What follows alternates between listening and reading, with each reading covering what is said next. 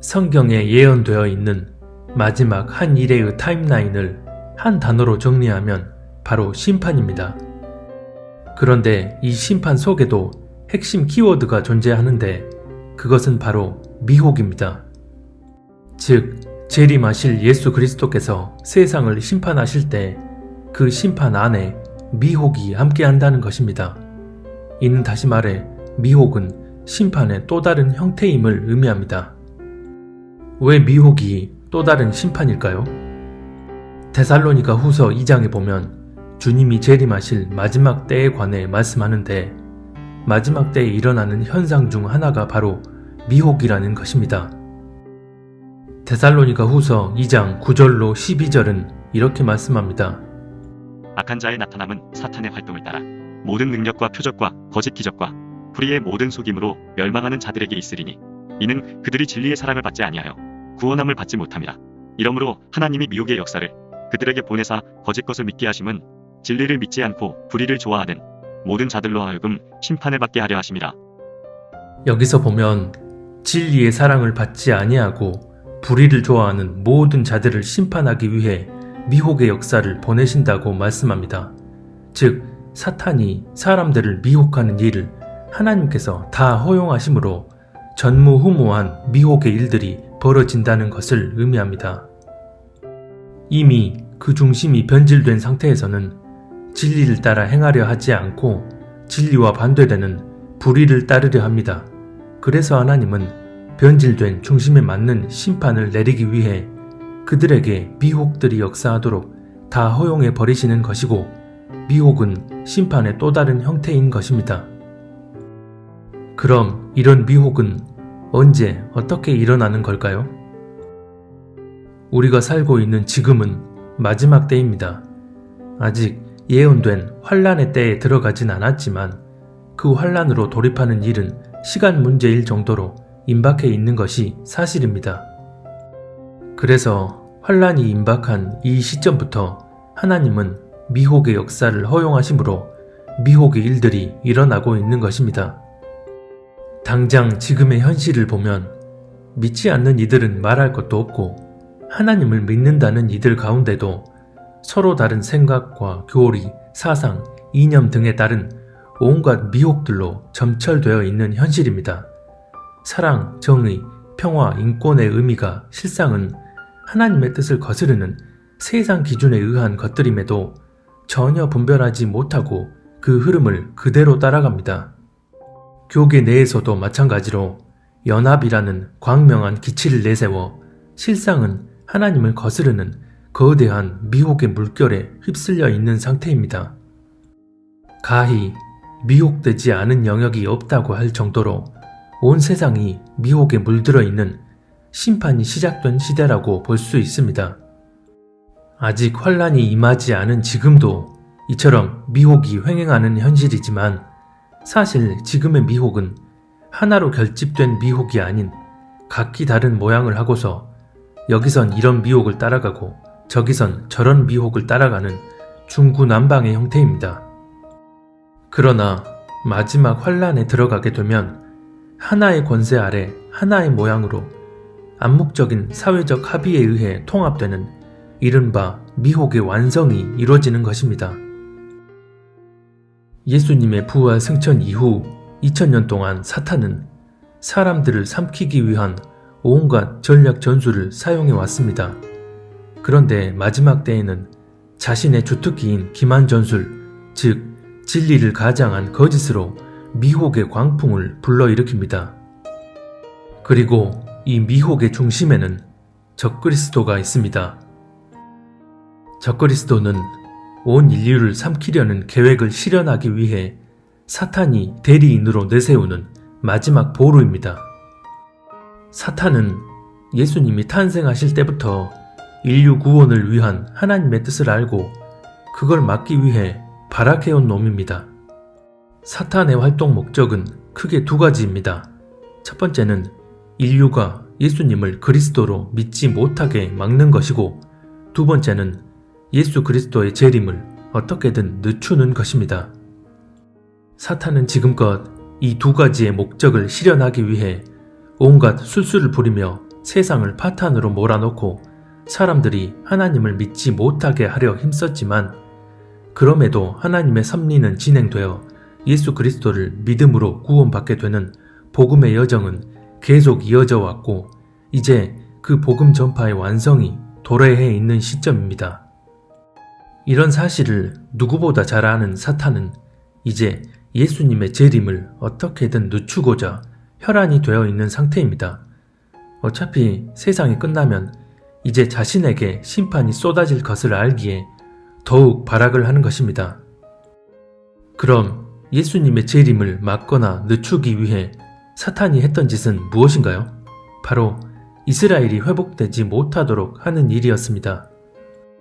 성경은 아주 분명하게 마지막 때 이스라엘이 회복될 거라고 말씀하고 이스라엘이 예언의 중심축이 되어 이스라엘에 대한 예언 성취를 바탕으로 예수님의 재림이 이루어진다고 말씀합니다.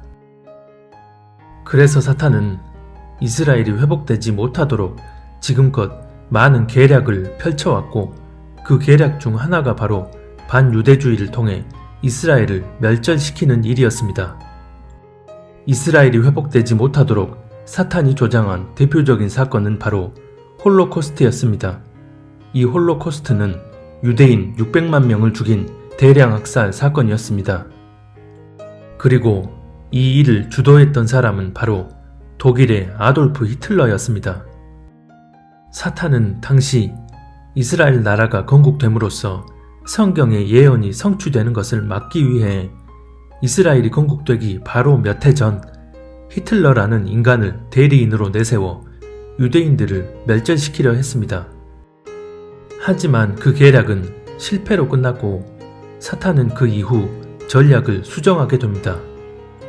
즉 히틀러가 밀어붙인 방식은 폭압에 의한 학살이라는 방식을 사용했지만 마지막 때의 방식은 이미 예언되어 있는 것처럼 사람들이 미혹의 권세 아래로 스스로 들어가게끔 하는 전략인 것입니다.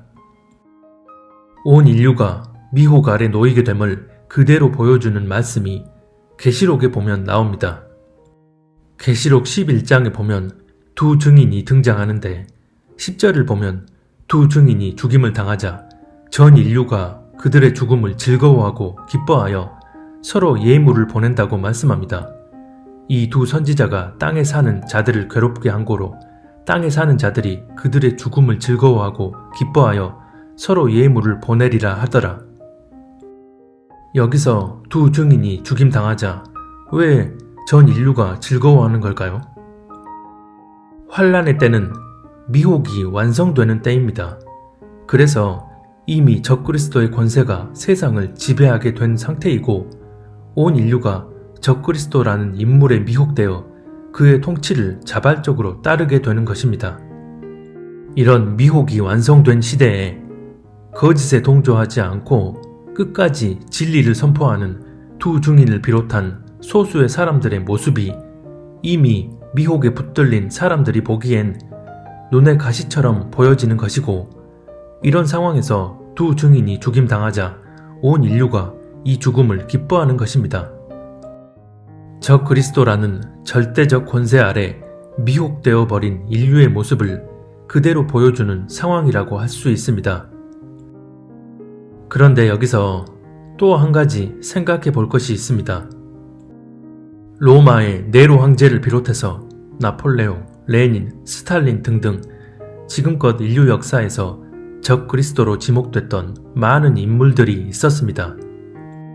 후보로 지목됐던 많은 이들 가운데 진짜 적그리스도의 행적을 그대로 예표하는 유일한 인물이 바로 히틀러였습니다. 그래서 훗날 적그리스도가 등장하게 될 때 예수님이 사역하시기 직전 그 길을 예비했던 세례 요한처럼 사탄 역시 그걸 따라해서 적그리스도 등장 직전에 그의 길을 예비할 인물이 나올 거라고 보는 이들이 많습니다. 하지만 적그리스도의 예표 인물은 이미 등장했고 그래서 그를 통해 적그리스도가 어떻게 등장하고 절대 권력을 잡게 될지를 가늠해 볼 수 있는 것입니다. 히틀러가 독일 정계에 처음 그 모습을 보일 때는 혈혈단신으로 정계에 입문하여 정치적 기반이 사실상 전무한 상태였습니다. 그가 창당한 나치스는 집권 정당인 사회민주당은 말할 것도 없고 공산당에도 밀리는 소수당이었습니다. 그리고 무엇보다 히틀러를 바라보는 독일 국민들의 시각은 위험한 미치광이였습니다. 그랬던 그가 결정적으로 절대 권력을 틀어질 수 있었던 계기는 바로 1929년 세계 경제 대공황이었습니다. 당시 독일 경제는 나락으로 떨어지며 국민들이 거리에 나앉게 되자 집권당의 아성이 무너지게 되고 이를 틈타 나치스는 제1당으로 올라서게 됩니다. 그렇게 집권당인 사회민주당을 누르고 독일의 암적 존재인 공산당까지 제거하여 마침내 국회를 장악하고 독일 국민들의 전폭적인 지지를 받으며 총통의 자리에 오르게 됩니다. 히틀러가 독일 최고 권력에 오르기까지의 과정은 쿠데타를 통해서가 아니라 민주적 절차에 따른 합법 선거에 의해서였습니다. 즉, 독일 국민들이 스스로 히틀러라는 인물에 빠져들어 그 권세 아래 기어 들어간 것입니다. 히틀러는 이미 정계에 입문하기 전부터 사탄에게 택함받은 인물이었습니다. 그의 자서전 나의 투쟁에 보면 1918년 11월 어느 날 그는 독일 국민을 해방시키고 위대한 독일을 회복하라는 정체불명의 음성을 들었다고 합니다. 그때부터 그는 영적인 힘에 붙들려 움직여온 인물입니다. 그래서 표면적으로만 보면 감옥에 갇히기도 하는 등 크고 작은 위기가 있는 듯 보였지만 영적인 실상은 그가 절대 권력을 틀어쥐고 국민들에게 신적 존재로 군림하기까지 그의 앞길은 보장되어 있었던 것입니다. 이는 마치 적그리스도가 사탄의 대리인이 되어 전 세계를 통치하게 되기까지 어떤 과정을 거쳐 그 자리에 오르게 될지를 미리 보여주는 듯합니다. 그리고 히틀러가 사탄에게 택함받은 인물이었지만 그가 독일 총통의 자리에 오를 수 있도록 결정적인 역할을 한 인물은 바로 괴벨스였습니다. 그는 히틀러의 오른팔로서 오직 히틀러만이 자신들을 구원해 줄 수 있는 절대적 존재라고 믿게끔 대중을 선동하며 전략가로서의 탁월한 능력을 발휘했습니다. 더 나아가 히틀러의 유대인 말살 정책을 앞장서서 주도하기도 했습니다. 히틀러에겐 괴벨스라는 존재가 없어서는 안 될 존재였던 것입니다. 적그리스도 역시 마찬가지로 뛰어난 정치 외교적 지략을 가진 인물이 주변에서 그를 도와 그가 유대인들의 환심을 사고 글로벌 통치자의 자리에 오를 수 있도록 큰 역할을 감당하지 않을까 생각됩니다. 보통 음모론을 알고 있는 이들의 경우 세계 정부를 지향하는 글로벌리스트 세력들이 곧 다가올 환란 시대의 적그리스도 세력으로 생각하는 경우가 많습니다. 그런데 이런 글로벌 세력은 배후에 존재하는 집단 지배 세력입니다. 이런 집단 지배 체제 하에서 설사 누군가가 대표로 뽑힌다 해도 그것은 그 조직의 대표성을 띠는 대리인이지 신적 존재의 1인 독재자는 아닙니다. 반면 성경에 예언된 적그리스도는 말 그대로 스스로 하나님이라 주장하며 신처럼 군림하는 존재입니다. 물론 처음엔 집단 지배 체제 하에서 그 조직의 대리인으로 뽑혔다 할지라도 중국의 시진핑처럼 정적들을 하나하나 쳐내고 1인 독재 체제를 구축할 수도 있지만요. 불법의 아들이 등장하기 전 불법의 비밀이 이미 활동하고 있으나 막는 자가 있어서 그 정체를 드러내지 못한다는 데살로니가 후서의 말씀에 비춰볼 때 그는 지금 세계 무대에서 어느 정도 영향력 있는 위치에 올라 있는 인물일지도 모릅니다. 그래서 히틀러가 정계에 진출해 정치적 기반을 닦으면서 독일을 지배하던 집권당 및 공산당 세력과 치열한 세력 싸움을 했던 것처럼 적그리스도 역시 이러한 정쟁 과정 속에서 그 입지를 다져가고 있을 수도 있습니다. 계시록 6장 6절에 보면 환란의 초입 때 세계 경제가 붕괴됨으로써 기근과 식량난이 일어날 것을 예언하고 있습니다. 히틀러가 경제 대공황을 계기로 절대 권력을 틀어줄 수 있었던 것처럼 적그리스도 역시 전쟁이나 경제 몰락 등의 사태가 결정적인 계기가 되어 입지를 굳히고 그 자리에 올라설 것으로 봅니다. 앞서 얘기했던 것처럼 히틀러가 적그리스도를 예표하는 인물인 이유는 그는 처음부터 유대인을 멸절하기 위한 목적으로 사탄에게 택함받은 인물이었기 때문입니다. 이런 히틀러에게 사탄은 유대인을 향한 증오심을 불어넣었고 그런 증오심에 기반하여 유대인 대학살을 자행한 것입니다. 하지만 계획과 달리 유대인은 멸절되지 않았고 예언대로 이스라엘 나라까지 건국되자 사탄은 이제 전혀 다른 방식인 미혹을 이용하는데 진리의 사랑을 받지 않고 불의를 좋아하는 인류를 심판하기로 작정하신 상태에서 하나님은 사탄이 행하려는 그 미혹을 허용하심으로 미혹이 풀어지게 되는 것이고 이렇게 되면 아주 견고한 모양을 위장한 채 사람들을 미혹하게 됩니다. 그래서 유대인을 향한 증오심을 일으켜 유대인을 멸절시키려 했던 것과 달리 적그리스도는 오히려 유대인들의 열렬한 지지와 환호를 받으며 그들의 환심을 사는 사람이 되는 것입니다. 데살로니가 후서 2장 4절에 보면 적그리스도가 그 위에 자기를 높이고 성전에 앉아 자기를 하나님이라 내세운다고 말씀합니다. 적그리스도가 이렇게 자기 정체를 드러내기 전까지는 유대인의 하나님을 높이는 말도 하고 유대인들이 성전을 짓도록 도와주며 유대인을 위해 일하는 선량한 지도자 모습입니다. 그렇기 때문에 유대인들이 그를 메시아로 받아들일 수 있는 것입니다. 그런데 이 부분 때문에 적그리스도가 반드시 혈통적 유대인, 특히 다윗의 혈통이어야 한다는 주장이 있습니다. 사탄의 특기는 모방이지만 사탄의 주특기는 속이는 것입니다. 즉, 사탄이 사람들을 미혹할 때 모방한 후 속이는 경우도 있지만 속인 후 모방하는 경우도 있다는 것입니다. 이게 무슨 말일까요?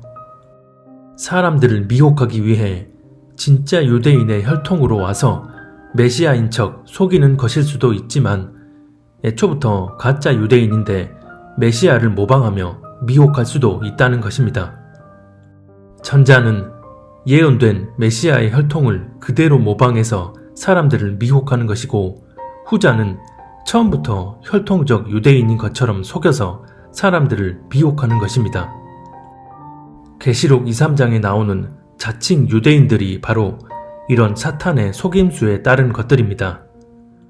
그래서 사탄이 메시아로 오신 예수님의 나으심을 모방한다고 해서 진짜 혈통적 유대인을 내세울 거라 여기는 건 우리의 순진한 생각일 수 있는 것입니다. 어차피 사탄을 정의할 때 한마디로 거짓의 아비라고 성경은 말씀하기 때문입니다. 분명한 것은 적그리스도는 이미 유대인들이 수천 년간 이루지 못했던 민족적 수건을 한 방에 다 해결해 줌으로써 그들의 마음을 완전히 사로잡은 상태입니다. 그런 상황에서 그가 메시아로 추앙받기 위해 자신을 유대인으로 조작하는 것쯤은 일도 아닐 것입니다. 특히 유대인들이 그런 상황에서 메시아의 조건을 철저하게 따지며 검증하려고 할까요? 그래서 적그리스도가 혈통적으로 반드시 유대인일 필요는 없습니다.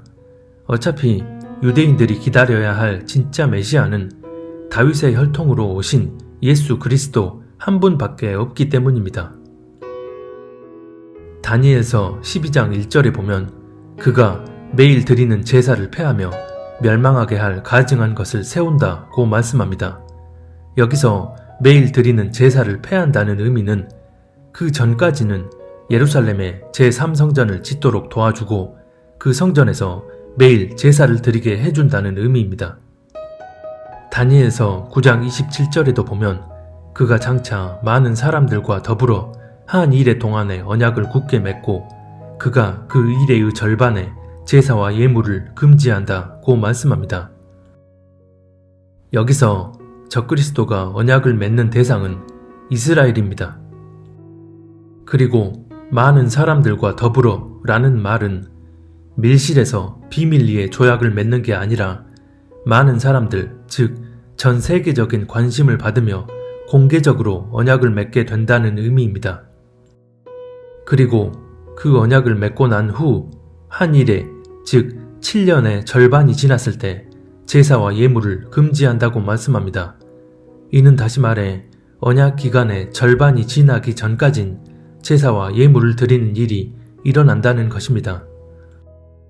제사와 예물을 드리는 행위는 반드시 성전 안에서 해야만 합니다. 이 말인즉 언약을 맺고 난 후 이래의 절반이 지난 시점에는 이미 제3성전이 세워져 있음을 의미합니다. 그런데 2020년 지금은 이스라엘에 성전이 세워져 있지 않습니다. 이는 다시 말해 적그리스도가 이스라엘과 맺을 언약을 통해 이스라엘 영토 내에 어떤 변화가 있다는 것을 의미하고, 그 영토적 변화에 따른 결과가 바로 성전이 세워지고 그 성전에서 제사와 예물이 드려지는 것입니다. 어떤 분들은 한 이래가 시작되기 전에 성전이 지어져 있어야 한다고 말합니다. 하지만 성경은 한 이래의 절반 시점에 성전이 지어져 있다는 사실만 증거할 뿐, 그 이전에 성전이 지어져 있어야 할 근거를 제시하는 말씀은 없습니다. 오히려 적그리스도와 맺을 언약을 통해 성전이 지어질 수 있는 명분이 만들어지고, 그로 인해 성전이 지어진다는 것이 더 타당해 보입니다. 물론 확실한 건 시간이 지나 봐야 알겠지만 성전을 짓는 데 걸리는 기간도 6개월 정도면 충분하다고 하니 언약을 맺은 후에 지어진다고 해도 문제될 것은 없는 게 사실입니다. 이스라엘은 현재 제3성전을 세우기 위한 모든 준비를 완료해 놓은 상태라고 합니다.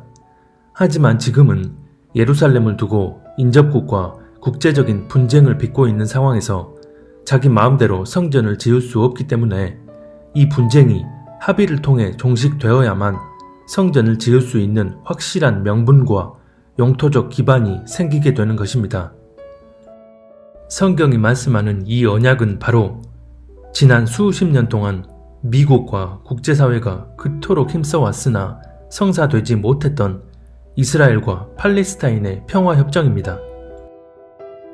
즉, 한 영토 내의 자리에 있는 이스라엘과 팔레스타인이 평화협정을 맺게 되면 예루살렘 성전산 또는 그 주변에 성전을 세울 수 있게 되는 것입니다.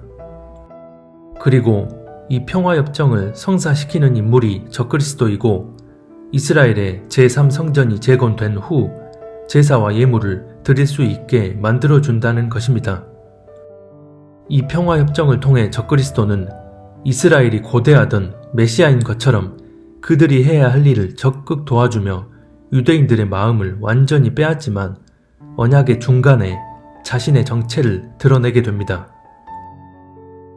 적그리스도는 이처럼 온 인류에게 미혹의 올무를 놓게 되는데, 그 미혹의 올무는 바로 평화입니다. 평화라는 미혹의 올무 속에 이스라엘을 포함한 전 인류가 빨려 들어가게 되는 것이고, 그래서 성경은 적그리스도가 한 이래 동안에 거짓 평화 협정을 맺음으로 마지막 환란이 시작된다고 말씀하는 것입니다. 지금껏 절대 권력을 지닌 수많은 독재자들이 있었지만 그들 대부분은 공산주의, 파시즘 등 자신들의 사상과 이념 정체성을 그대로 표방하며 그 자리에 올랐던 인간들이었습니다.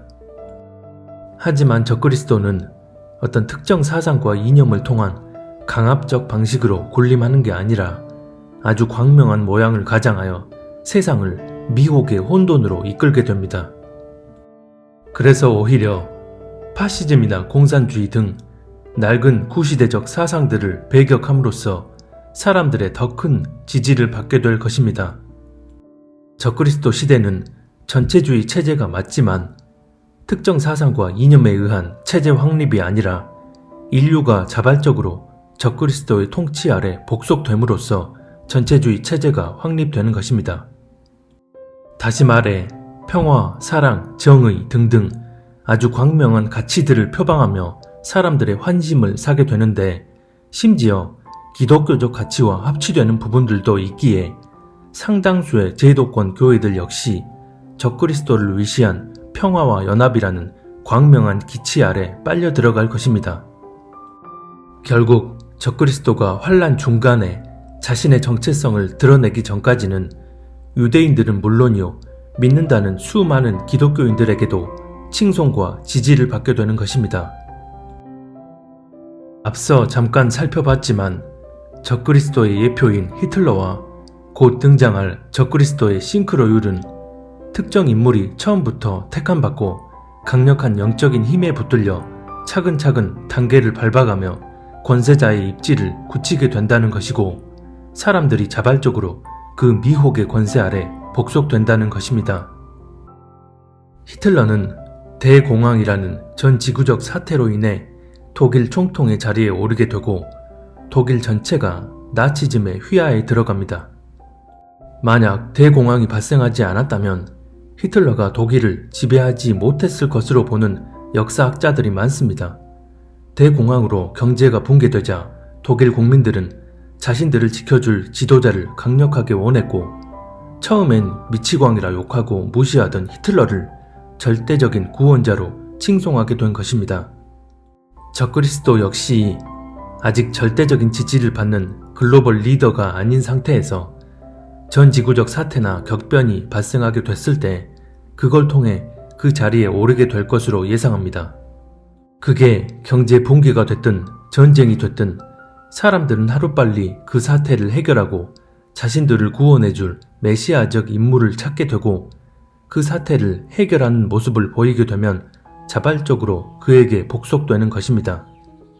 그리고 적그리스도가 환란 중간에 자기 정체를 드러내기 전까지는 짐승의 표를 사람들에게 강압적으로 시행하는 게 아니라 그걸 받지 않으면 경제 생활을 할 수 없게끔 모든 시스템이 디지털화된 상태라는 것을 의미하기에 자발적으로 그 시스템에 순응하게 되는 것입니다.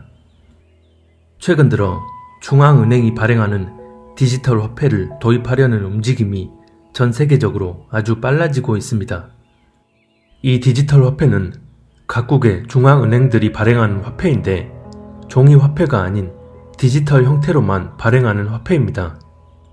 그래서 디지털 화폐가 도입된다는 것은 곧 현금 없는 사회가 완성되는 것을 의미하고, 동시에 중앙정부에 의한 새로운 감시사회가 도래하게 됨을 의미합니다. 이렇게 화폐의 디지털 전환이 완벽하게 이루어지고 나면 그 이후 최종 결제 수단으로 생체칩, 즉 짐승의 표가 활용되는 것입니다.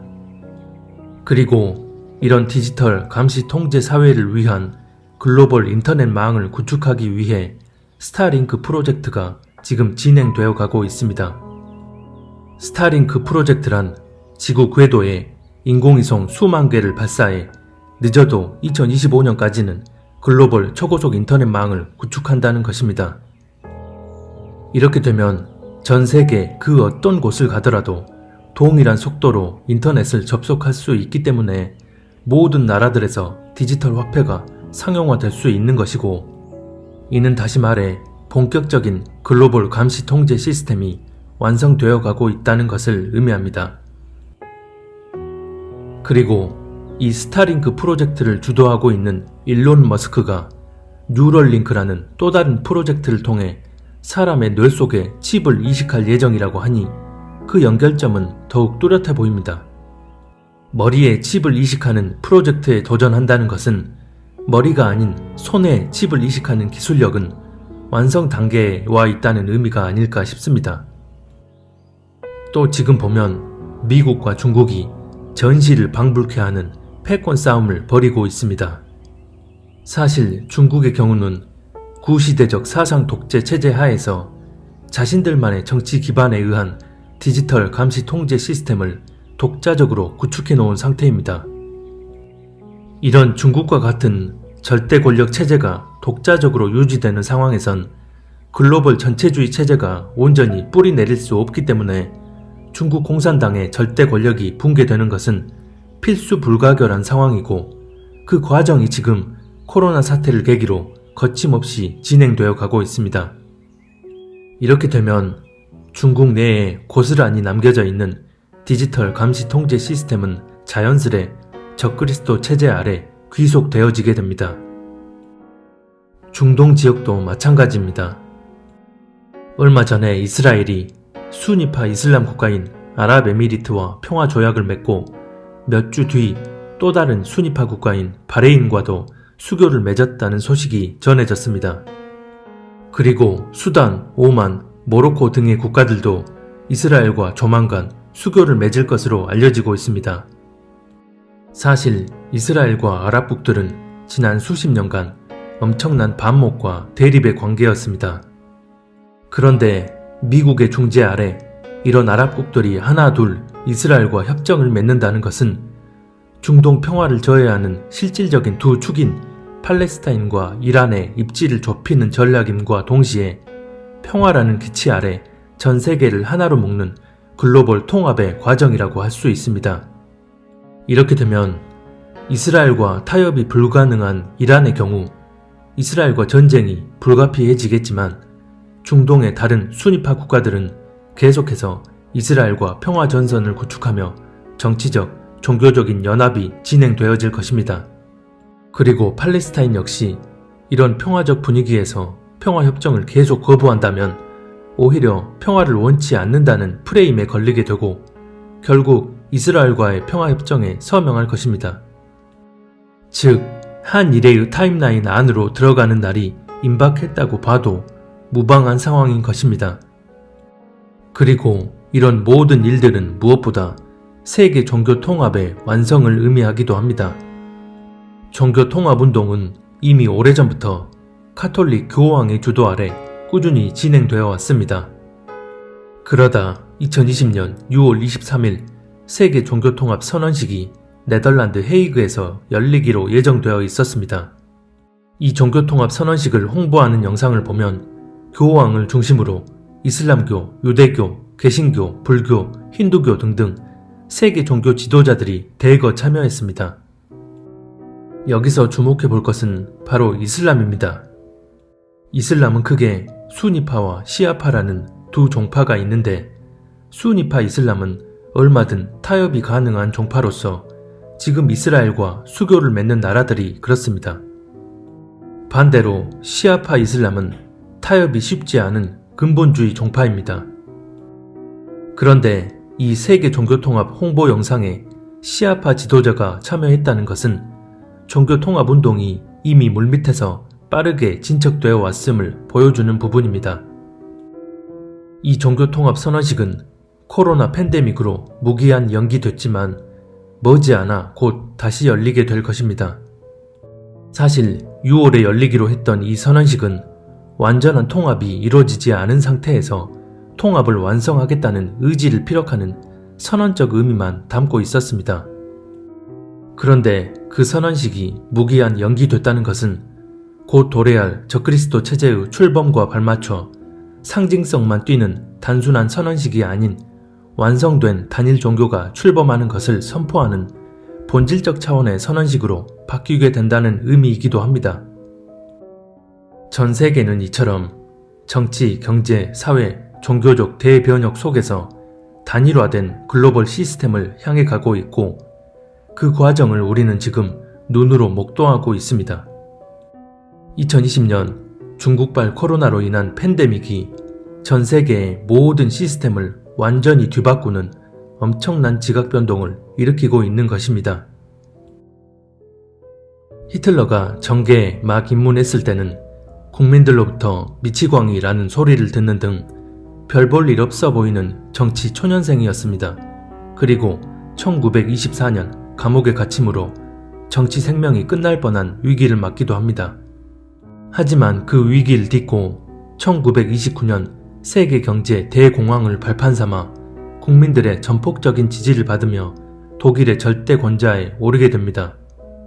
사탄에게 택함받았으나 적그리스도가 아니었던 인물이 15년 남짓되는 기간에 한 나라의 정권을 휘어잡고 전 세계를 파멸로 몰아넣었다면 대놓고 사람들을 미혹하도록 허락되어진 환란 기간에 등장하게 되는 적그리스도는 히틀러와는 비교도 안되게 압도적인 능력과 권세를 부여받아 전 세계를 미혹할 것입니다. 교회 안팎에서부터 온갖 미혹들이 불어닥치고 있는 혼란한 때입니다. 이런 혼란한 때에 하나님을 온전히 사랑하고 경외하며 내 중심을 지켜내지 않는다면 온 인류가 완전히 미혹으로 물들어버린 환란 속에서는 지금과는 비교할 수 없는 핍박을 견뎌내야만 믿음을 지켜낼 수 있습니다. 요한 1서 2장 18절은 이렇게 말씀합니다. 아이들아, 지금은 마지막 때라. 적그리스도가 오리라는 말을 너희가 들은 것 같이 지금도 많은 적그리스도가 일어났으니 그러므로 우리가 마지막 때인 줄 아노라. 여기서 먼저 언급되는 적그리스도는 앞으로 등장할 그 적그리스도를 지칭하고, 뒤에 언급되는 적그리스도는 적그리스도의 존재 목적과 동일한 의미의 사람들을 지칭합니다. 즉, 적그리스도는 사람들을 미혹하는 자인데 지금도 이런 적그리스도와 같은 자들이 나타나서 사람들을 미혹해 하고 있는 마지막 때라는 것입니다. 그럼 사람들을 미혹하는 이유가 뭘까요? 예수님을 온전히 믿지 못하도록 하기 위함입니다. 입술로는 얼마든 하나님, 예수님, 성령님을 말하게 하지만 그 본질은 하나님의 뜻을 거스름으로써 온전한 믿음 안에 거하지 못하게 만든다는 것입니다. 마지막 때 거짓에 미혹된다는 말은 적그리스도의 영에 사로잡힌다는 말이기 때문에 진짜 적그리스도가 등장하기 이전에 적그리스도의 영을 가진 자들이 판을 치며 하나님을 온전히 믿지 못하게 만드는 것입니다. 우리는 하나님께 속하였으니 하나님을 아는 자는 우리의 말을 듣고 하나님께 속하지 아니한 자는 우리의 말을 듣지 아니하나니 진리의 영과 미혹의 영을 이로써 아느니라. 요한 1서 4장 6절. 그래서 지금부터 하나님의 기준과 관점으로 그분의 뜻을 헤아리고 그 뜻대로만 나아감으로써 온갖 미혹들이 나를 삼키려 할 때 주님의 은혜로 능히 승리하며 주님 앞에 신실한 신부로 설 수 있기를 힘써야 합니다. 정확한 때는 알 수 없지만 우리에게 남은 시간이 결코 많지 않아 보입니다. 정신 차리고 깨어서 하나님께만 집중하고 하나님 뜻대로만 나아가는 저와 여러분이 될 수 있기를 바랍니다. 이와 같이 너희가 이런 일이 일어나는 것을 보거든 인자가 가까이 곧 문 앞에 이른 줄 알라. 마가복음 13장 29절. 형제들아, 너희는 어둠에 있지 아니하매 그날이 도둑같이 너희에게 임하지 못하리니 너희는 다 빛의 아들이요 낮의 아들이라. 우리가 밤이나 어둠에 속하지 아니하나니 그러므로 우리는 다른 이들과 같이 자지 말고 오직 깨어 정신을 차릴지라. 데살로니가전서 5장 4절로 6절.